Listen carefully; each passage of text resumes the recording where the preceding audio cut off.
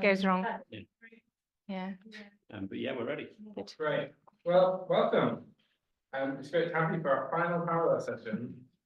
Ali was just saying she wished the conference had been a week so that we could have got all the parallel sessions. I have to say, I feel looking through the abstracts, feel exactly that. And there are so many interesting papers. It's a real privilege to come and talk about, I think, two topics that don't often get a lot of airtime in the conversation around church planting. So really delighted to have Gill and David talking through the particular thing related to the role of the arts and creativity and the role of spiritual direction, spiritual practice, and two really important themes. Looking forward to seeing where the conversation goes. As with all of our parallel sessions, we're going to have the two papers back to back, and then we'll have some time for conversation in which we can hear from Gill and David and from one another about some of the themes that emerge. So we're going to start off with Gill. So it's my pleasure to welcome the Reverend Gill Sakakini. Gill is a pioneer priest in the Diocese of Bath and Wells. I was just hearing about some of her background over lunch, and fascinating to hear some of your story. But Gill's got a background in arts and languages and education. And she's got MA degrees in Christianity and the arts and in theology, mission and ministry. Gill has worked, Gill is an exhibiting painter and her work incorporates textile design. And she's currently exploring sustainable practices with natural dyeing methods. I have to say, you've improved the aesthetic of the room. some of the things that I'm looking forward to hearing more about. I'm really looking forward, Gill, to hearing some of your experience and some practice of using the arts in mission. So thank you so much for joining us. Welcome. Looking forward to hearing what you have to say. Thank you. Thanks for inviting me. So I've entitled my talk Participation, Paint, Pasture and Pondering in a kind of a strange grouping of words, which hopefully will become clear. So I aim to present some aspects of practical theology in the arts and through the arts, and their capacity to engage and structure emerging Christian community. Since it's really important, I'll first introduce my context, followed by some theological thinking about participation under those headings, illustrated with some living examples from the place, the community where I find myself. So let me first introduce the place, which is Shepton Mallet. It's a market town in Somerset in the Diocese of Bath and Wells near Frome and Wells and Glastonbury. The place is steeped in the history of the wool and weaving trade and was a site of significant innovation during the Industrial Revolution. More recently, it's known for the invention of Babycham and cider making. And more recently still, the town has become home to more and more artists and craftspeople, forging quite a fresh and stimulating environment and shaping a new identity. The population is around 10,000 and it comprises a diverse demographic of all age, long-time residents, people of Eastern European heritage, and a significant proportion of DFLs. I didn't know what that was either. That is to say, couples and young families down from London who are attracted by more affordable studio space and the inspiration of an organic, creative community. So I was appointed as a pioneer in the arts. I'm a priest as well, so I kind of call myself a pioneer priest in the arts. And what am I doing there? I come alongside others as myself an arts practitioner and as a priest, fully open and authentic in my presentation. I spend most of my time listening, connecting, inviting, joining, and inspiring. I curate conversations about meaning making through the arts, through a very soft and permeable threshold. My aspiration and indeed my mandate is to create a new worshipping Christian community, and that's evolving now and is called Flock. And Flock draws on the name of murmurations. So in the Somerset levels where I'm not far, the beauty of and the shape of the starlings coming into roost create dynamic forms. And I'm really interested in the shapes that they make, as a depiction and a way of thinking about the shape of community. The starling which is leading that murmuration is not the only leader. It's followed by 7 starlings who intuitively, miraculously take on the leadership and create different forms of leadership and shape. And of course, drawing on the very embedded flock image of Shepton Mallet Sheep Town. So how is this happening? It's happening through participation. In fact, that is really my methodology. And it happens in 3 ways that I'm going to speak about today: through paint, so that's gathering up or creative activity, and a course called Imaging the Story, which is a book and a course I co-wrote a few years ago. Second, through place or pasture. So where things are happening is generally outdoors and quite itinerant, in a pop-up art space or in the park. And third, through pondering, giving opportunities for spiritual reflection through courses, through invitations to participate in other forms of studies and art ateliers. So first of all, paint. So this emerging community links to a theology of participation in the divine life of God in 2 main ways. First, the development of this work is highly relational, reflecting the dynamic flow between the persons of the Godhead. For example, news about events spread incarnationally through face-to-face and word-of-mouth encounters. Second, a strong sense of welcome is tangible.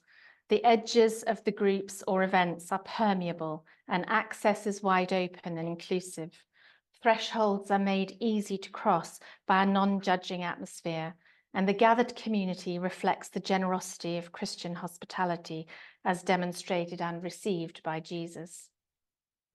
Participation in its simplest form is paying attention to the other, even one other, and being with one other person. For Dietrich Bonhoeffer, that is community. Being with one other person is community for the Christian. He articulates this in his book, Life Together, and he says, indeed, this person is a physical sign of the gracious presence of the triune God. So an example from the field, or from paint at least. So, sorry, didn't press it hard enough. So in January 2022, I went with one other friend to the park in the town, feeling I needed to gather people. And we took our sketchbooks and our charcoal pencils, and we gathered some twigs to make coffee in a Kelly kettle, and we drew for an hour, and then we had some lovely cake together. And in the following weeks, people came and said, "Oh, what are you doing? Can I see?" And we said yes, and it was coming out of the last difficulties of COVID. And so we called the group Drawing On, to capture drawing onwards in a dynamic way, moving, being outside, but ultimately drawing on God, perhaps by way of drawing on each other. And Drawing On has been the long-lasting name. So there's participation on many levels. At the start, each person is invited to say their name. We pay attention to each person. We listen, we look. I offer a visual prompt, a theme, or a creative task. Sometimes it's words from a psalm or a poem. Apart from 1 or 2 people, most are not churched and wouldn't profess any form of faith. Everyone goes off with that brief into the park, or now into the town, and draws in silence for about 40 minutes. I'm not prescriptive, I don't have any agenda, but the experience I describe as plenitudinous. We're full of the joy of creation. It's our inspiration, it's our canvas. And it's a place in which the transcendental God is signaled rather than described, pointed to, and allowed to appear.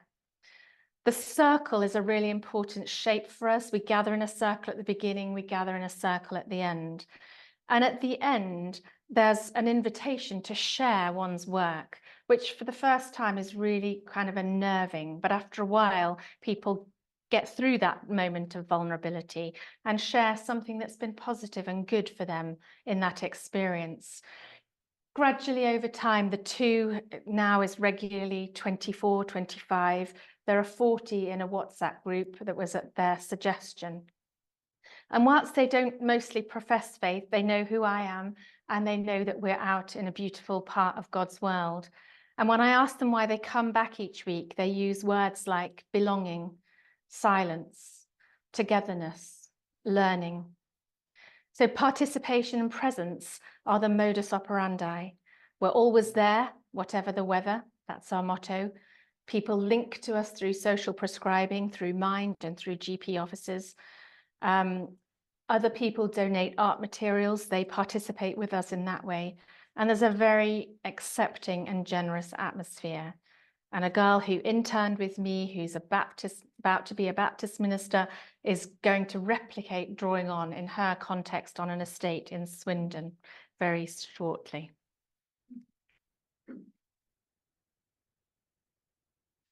Oh, sorry, I missed a couple. So just some. These are some pages from a zine that we're just about to produce and share the narrative of Drawing On. And in the summer, in the holidays, we have all ages participating and joining in. So pasture, participating in placemaking and ritual. My second image is pasture, through which I consider how participation with place and what we do there impacts the development of a new community. I'm very intrigued by George Ling's 7 Sacred Spaces and his book of deconstructing the monastery. And I realized that one of the places where I find a lot of traction is what he would describe as maybe being in the garden or sometimes in the refectory, gathering around food. In these places, we have some form of ritual or re-ritualization. And Rook, in his 1985 book, calls engagement in symbolic activities performed in sequence and repeated over time with increasing intensity, rituals. And I found myself with a lot of baptisms needed to be done when I came into post. Young families who said post-COVID, could I baptize? And so I said, yes, great. And we started that. And I said the question every time, in your baptismal vows that you're making for your child, how can the church help you to do that? And one family said, well, we'd quite like to do Bible stories. I said, great. So we'd quite like to have tea. I said, great. When would you like to do that? Well, maybe Sunday afternoon at 4 o'clock. Well, great. And so that birthed something called tea time praise, for want of a better word, a descriptor. And typically there are artifacts or rituals involved in this event. It's very, very young children, and both parents, grandparents always come. And we have participated over time in the idea of the table. We eat together, and every time we meet together, we articulate something of the story, for which we use Diddy Disciples, which is a very level sharing, retelling of the story with people. And so gradually over time, they remember which bits they did. We did the lost sheep, we made those prints. It's just as it is, but for them, it's part of our liturgical furniture. And as an arts practitioner myself, I felt like I've needed to extend my own practice. And so recently I have made this. It's a triptych. So I'll just put it here. So I learned from a carpenter working with me how to make this. So my own practice was extended. And this is part of our portable liturgical furniture. One child will carry this, one child will carry the cloth, one child will carry the tickets with the jobs that we all do throughout the time. And this itself is part of me participating in my pilgrimage to the Holy Land last year. This is done with a school, but I just put it in St. Peter's School, where I was able to share my own pilgrimage with the school. They participated in pilgrimage through this, where they did art with me over a period of time. I took images of theirs and created a very large piece of art, bigger than this, cut it up into 200 pieces. And then the children in the school made a prayer wall in which they participated. So they wrote prayers on the back of the piece that they had, and then they had to match it with the corresponding number on the back of the paper. And this is what it built back up into. So it's a level of participation where the whole school in that case, I mean, it was able to participate. But this is for children to put their own art in. So we slide in new things and talk about the idea of an altar piece, which kind of goes with our altar cloth. And just pop that down there now. So just a few images to kind of earth. Oh, that was the end of the drawing. So really coming from a belief in creativity, which is not about getting something ready-made, but giving children string and paper and saying, how is Jesus going to ascend? How are we going to make him ascend? And what will that feel like? But with the very bare bones of materials.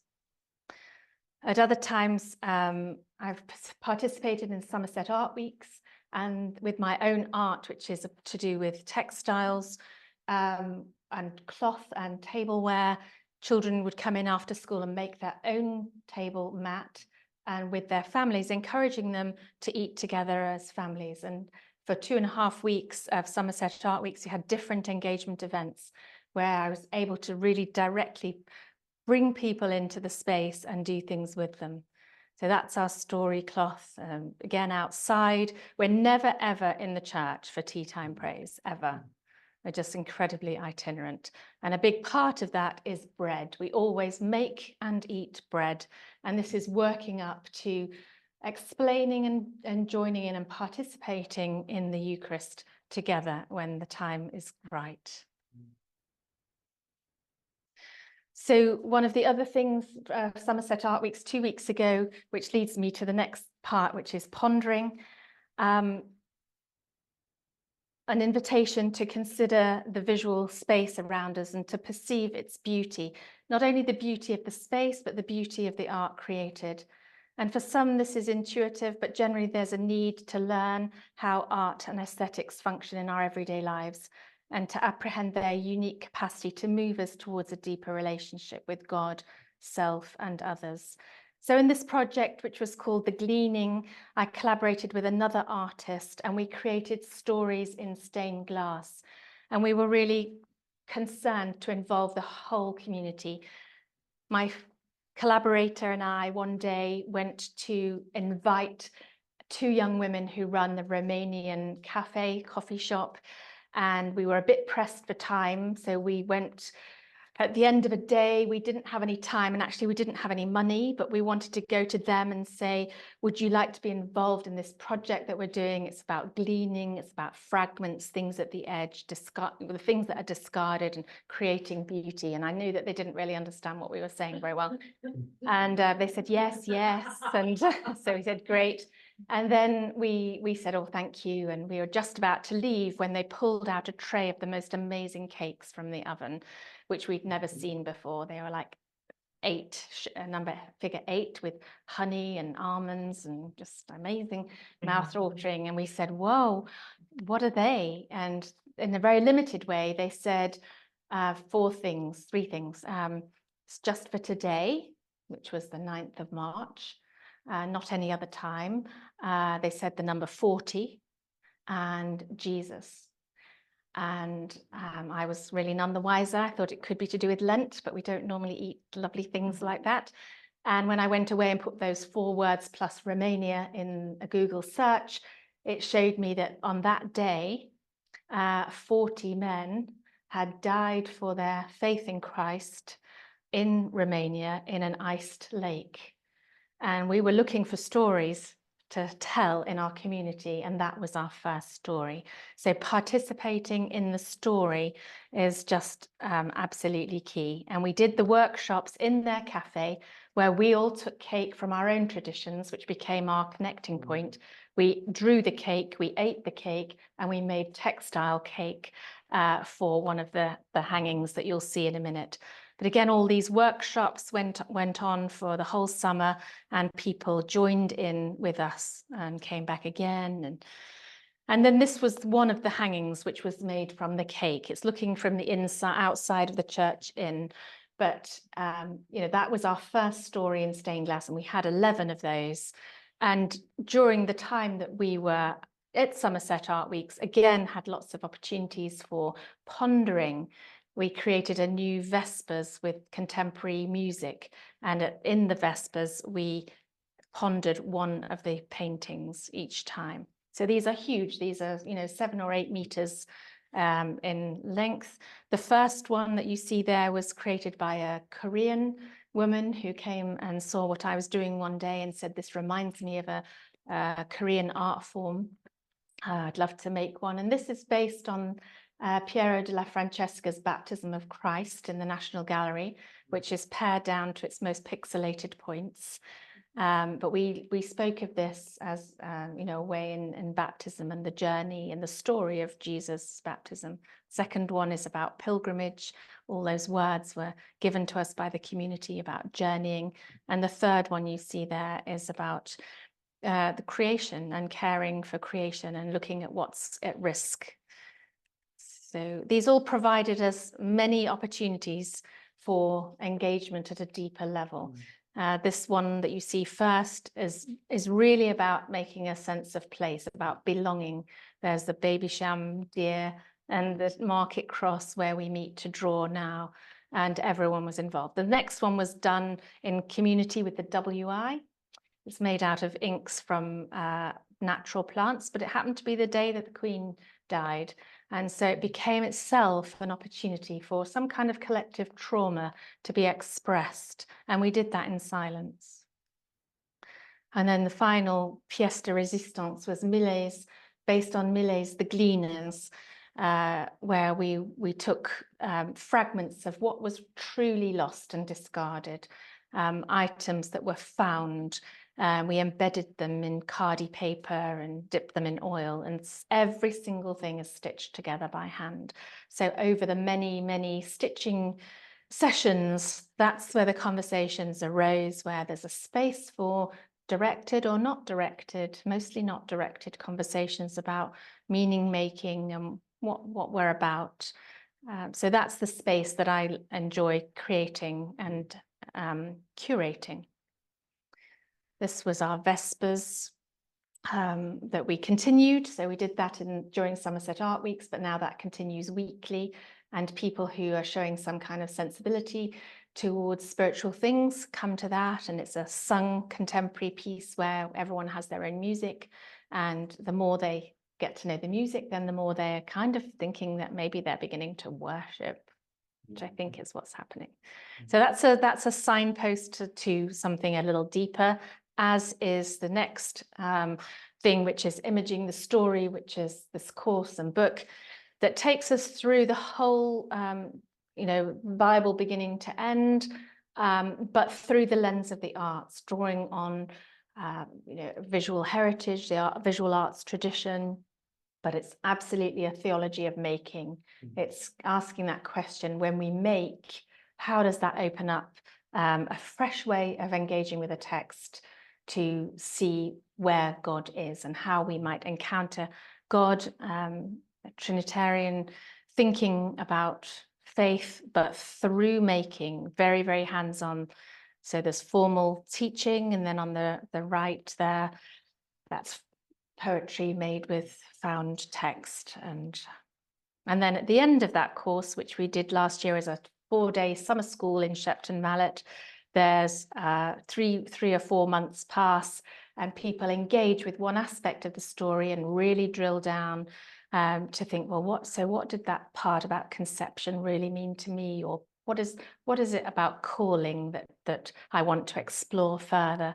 And there's an exhibition and an opening night to which everyone who's participated in the course or created art invites their friends. And that generates the next course. People come and hear the artist speak about what they've done and why, and then that fuels kind of a generative ongoing.